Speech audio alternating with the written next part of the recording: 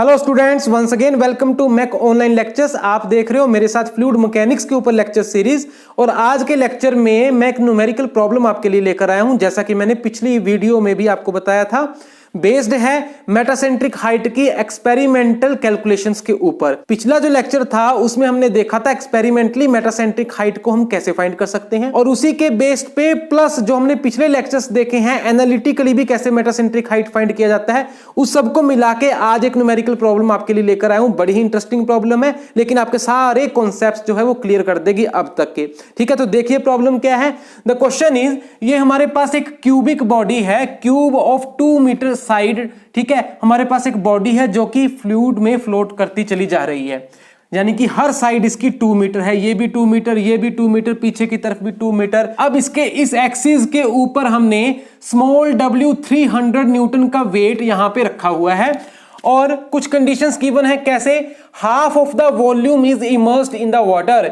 इस बॉडी का जो आधा वॉल्यूम है वो फ्लूइड के अंदर डूबा हुआ है और आधा फ्लूइड से बाहर है। और फ्लूइड कौन सा है? वाटर है। Centre of gravity of this cube is 0.7 metre below geometric centre in its vertical line. ठीक है, ये भी कुछ ज्योमेट्रिक डाटा गिवन है, हम आगे देख लेंगे, कोई प्रॉब्लम नहीं।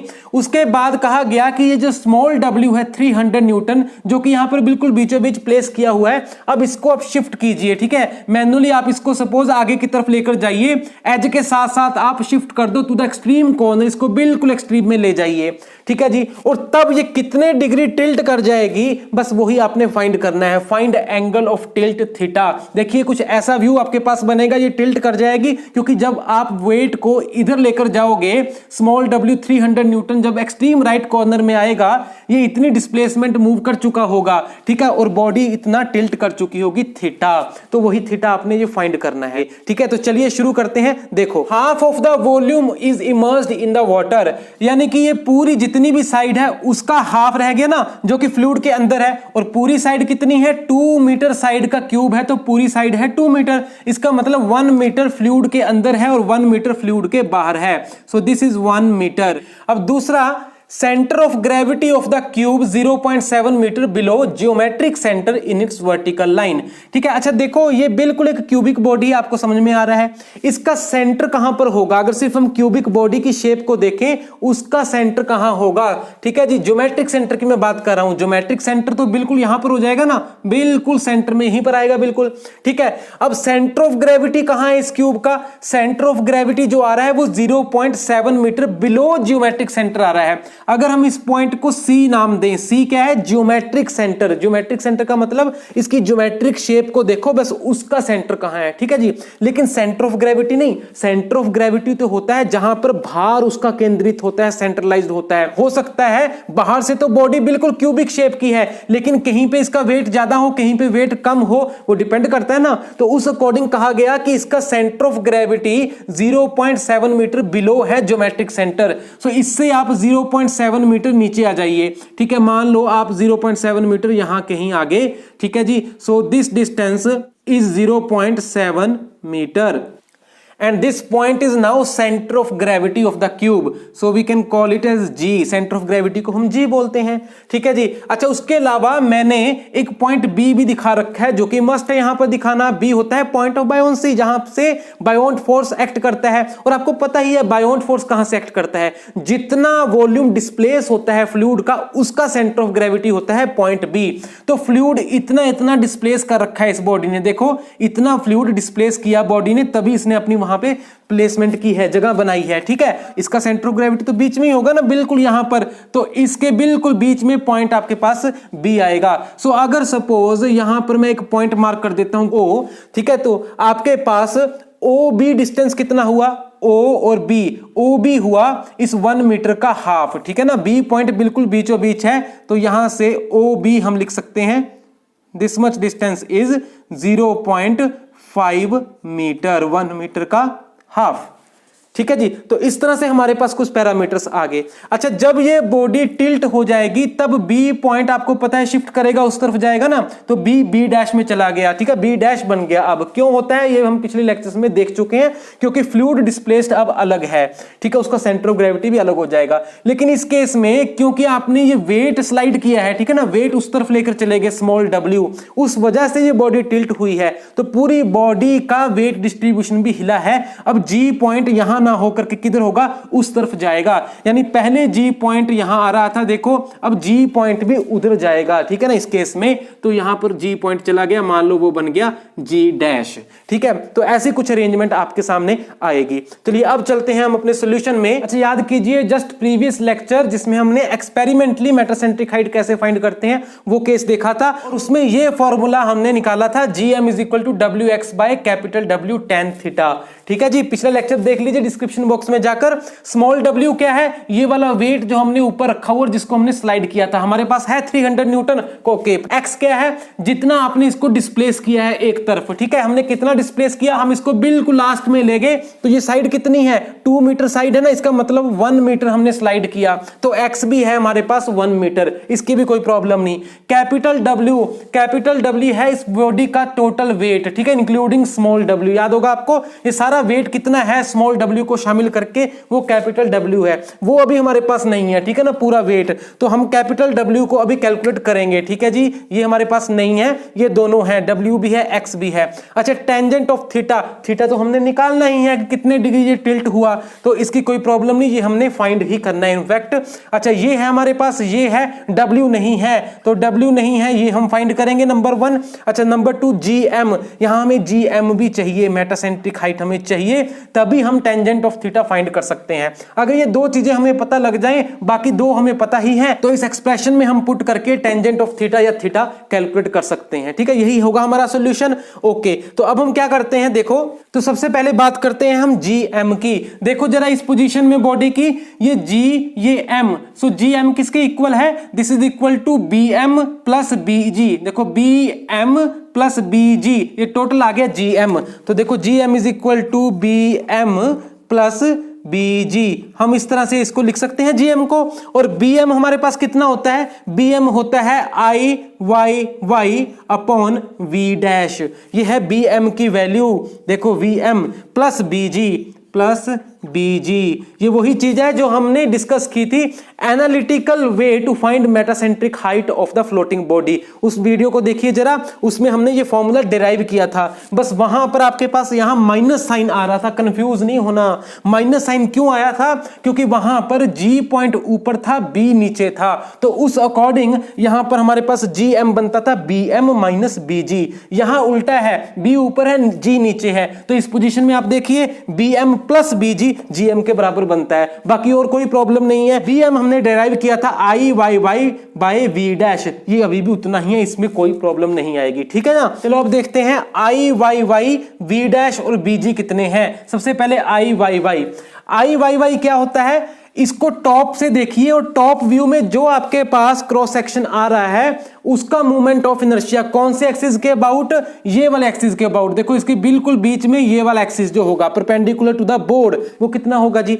इसको जब आप टॉप से देखोगे क्या नजर आएगा आपको, ये क्यूब है ना, cube of 2 metre side. Top से देखिए स्क्वायर नजर आएगा आपको, जिसकी ये साइड 2 मीटर, ये साइड 2 मीटर, ठीक है, और बीच का एक एक्सिस है, उस बीच के एक्सिस के अबाउट मोमेंट ऑफ इनर्शिया कितना होगा, रेक्टेंगल का होता है BD क्यूब बाय 12, मैंने पहले बता रखा है। यहां B और D दोनों डायमेंशन कितनी है, सेम ही तो है, 2 मीटर, ठीक है, तो यहां पर आएगा 2 इंटू 2 की पावर 3 बाय 12, ये आ जाएगा moment of inertia of square cross section. ठीक है, हर साइड 2 ही है, B बोल दो चाहे D बोल दो।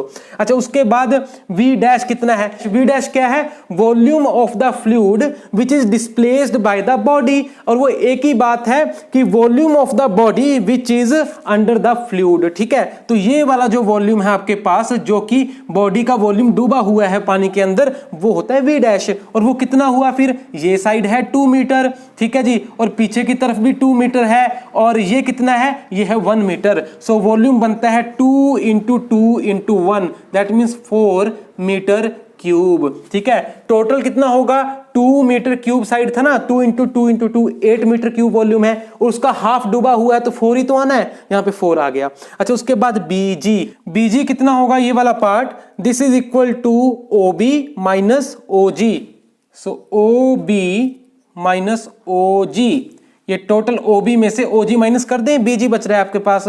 और OB कितना है, देखो ये OB है हमारे पास 0.5 मीटर माइनस OG, और ये OG कितना है, this much, so this is equal to, देखो ध्यान से ये सारा 1 है, 1 में से 0.7 माइनस कर दीजिए, इतना माइनस कर दो तो OG बच रहा है हमारे पास। सो 1 माइनस 0.7, 1 माइनस 0.7, ठीक है जी। तो ये आपके पास आ गया 0.2 मीटर, टोटल इतना आपके पास आ गया। And if you solve this you get the value 1.33 metre power 4, moment of inertia metre power 4। तो ये आपके पास 3 वैल्यूज आ चुकी हैं। अब इन तीनों को उठाइए और यहां पे पुट कर दीजिए, आई वाई वाई, वी डैश और बीजी, तीनों वैल्यूज हम यहां पर पुट करेंगे, आपके पास GM की वैल्यू आ जाएगी and it comes out to be 0.53 metre, ये इतना आ जाएगा आपके पास। तो हमारे पास अब GM भी आ चुका है, देखो इस फॉर्मूले में 0.53 मीटर, ये हमारे पास पहले थे। अब एक चीज बच रही है सिर्फ कैपिटल W, ये नहीं है हमारे पास,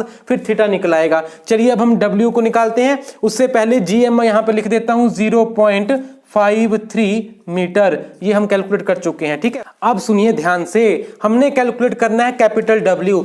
क्या कैपिटल W जो कि वेट ऑफ द बॉडी है इंक्लूडिंग स्मॉल w, यानी कि टोटल वेट की हम बात कर रहे हैं, ठीक है, क्या वो बायोंट फोर्स ऑन द बॉडी के इक्वल नहीं होगा?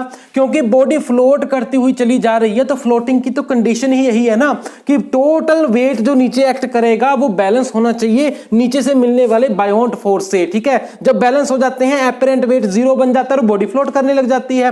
तो ये तो फ्लोटिंग कंडीशन है, weight of the body total is equal to buoyant force acting on the body total, ठीक है, ये फ्लोटिंग कंडीशन है। अच्छा, buoyant force acting on the body किसके बराबर होता है? ये होता है weight of the fluid displaced by the body, और ये क्या है? आर्किमिडीज प्रिंसिपल, यही तो कहता है Archimedes principal, wait of the fluid displaced by the body, उसको तोल लीजिए वो कितना है न्यूटन में, बस उतना ही न्यूटन का बायोंट फोर्स फ्लूइड से बॉडी के ऊपर लगता है। इन दोनों की चर्चा भर भर के हमने लेक्चर्स में पहले कर रखी है, एक एक पॉइंट बारीकी से आपको समझा रखा है, आपने कुछ नहीं करना, डिस्क्रिप्शन बॉक्स में जाना है, वीडियोस को देखना है, ठीक है। तो यहां पर हम इसी फंडामेंटल को यूज करने वाले हैं। देखो, बायोंट force on the body is weight of fluid displaced, ठीक है। अच्छा, अब वेट ऑफ फ्लूइड डिस्प्लेस्ड किसके बराबर है? वेट ऑफ फ्लूइड डिस्प्लेस्ड होगा specific weight of fluid into volume of fluid displaced, ठीक है। ये भी डेफिनेशन ही है स्पेसिफिक वेट की, वही हमने यूज किया है। अच्छा, specific weight of the fluid कितना है? वाटर है ना, ये देखो half of volume immersed in water, ये गिवन है, तो स्पेसिफिक वेट होता है वाटर का 9810 न्यूटन पर मीटर क्यूब, ठीक है, multiplied by volume of fluid displace. अब कितना वॉल्यूम डिस्प्लेस कर रखा है इस बॉडी ने? ये वाला वॉल्यूम डिस्प्लेस कर रखा है, ठीक है ना, जितना इस बॉडी का अपना वॉल्यूम डूबा हुआ है वो कितना है? 2 मीटर साइड, पीछे की तरफ भी 2 मीटर, ओके, और ये 1 मीटर, वो है हमारे पास 4 metre. So volume of fluid displaced is 2 into 2 into 1, ठीक है जी, ये हमारे पास आ गया 39240, ठीक है जी, ये है weight of fluid displaced Newton. तो इतना हमारे पास वेट ऑफ फ्लूइड डिस्प्लेस्ड है, यानी इतना बायोंट फोर्स है, यानी इतना बॉडी का टोटल वेट था। W उसमें आ गया 300 न्यूटन ऐड करके इतना आ रहा है, वही हमें चाहिए, ठीक है। तो हमारे पास अब कैपिटल W भी आ चुका है 39240 न्यूटन, ये है कैपिटल W। बस अब कुछ नहीं बचता, अब स्मॉल w है, that is given to you 300 newton, right, and small x है, कितना आपने इसको डिस्प्लेस किया है? ये पूरी साइड 2 मीटर की है, ये बिल्कुल सेंटर में है, आप इसको एंड में ले गए, एंड पॉइंट पर ले गए, यानी आपने 1 मीटर इसको डिस्प्लेस किया, तो आपके पास x कितना आ रहा है? 1 मीटर। तो सब कुछ है, अब बस वैल्यूज ही पुट करनी है। तो देखो, GM 0.53 मीटर, ठीक है, small w 300 newton, x 1 metre, w 39240 into tan theta. इस एक्सप्रेशन में से हमने टेन थीटा कैलकुलेट कर लिया, बाकी सब उधर ले गए, so it comes out to be 0.0144, और फिर थीटा कैसे आएगा? tan inverse of this value, so वो आपके पास आ गया 0.82 समथिंग आ जाएगा। सो 0.8 डिग्रीज का ही टिल्ट आपको बॉडी का मिलेगा, ठीक है, जब आप 300 न्यूटन का वेट इस तरफ लेकर जाओगे लगाओगे कितना 1 मीटर और बाकी सारे पैरामीटर्स के अकॉर्डिंग। तो इस प्रॉब्लम में बहुत सारी कंफ्यूजन्स भी आपकी दूर हुई होंगी और जो हमने थ्योरेटिकल कॉन्सेप्ट्स देखे थे उनको हमने एक्चुअल में यहां पर लगाकर देखा है। तो मिलते हैं जल्दी नेक्स्ट वीडियो में फ्लूइड मैकेनिक्स में। टिल देन अच्छे से रिवाइज कर लीजिए, पढ़ लीजिए, एक एक लेक्चर को उठा के देख लीजिए और फंडामेंटल्स को स्ट्रॉन्ग कर लीजिए। कहीं और जाने की जरूरत नहीं है। If you are with me on mech online lectures for your mechanical engineering complete course. So मिलते हैं जल्दी। Thank you very much, take care.